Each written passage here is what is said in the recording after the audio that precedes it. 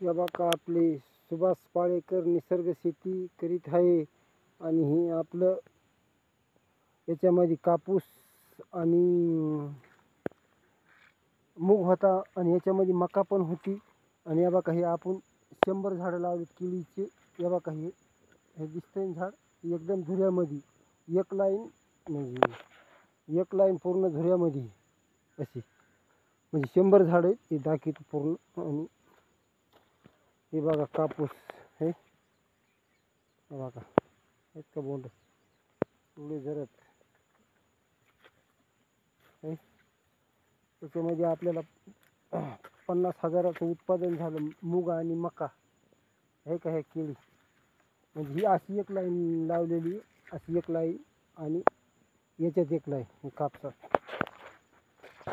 फक्त 2 तास लावले तर तिकून एक आणि इथून एक. हे मधात रस्ता पाहिजे.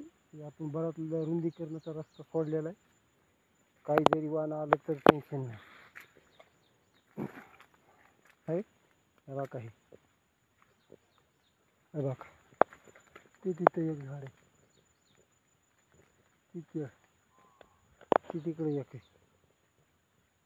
असे एक केळी तर एक कापसात 1 तास आणि 1 तास तिकडून लावलं. आणि हे बघा आत्ता पाऊस पडलाय. हे बघा हे मूगवन आहे.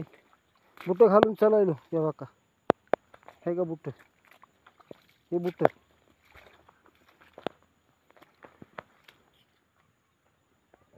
हे बघा पूर्ण टोटल दाखवतो, कुठंच फसत नाही. हे बघा पाण्यात बी बूट फसत नाही.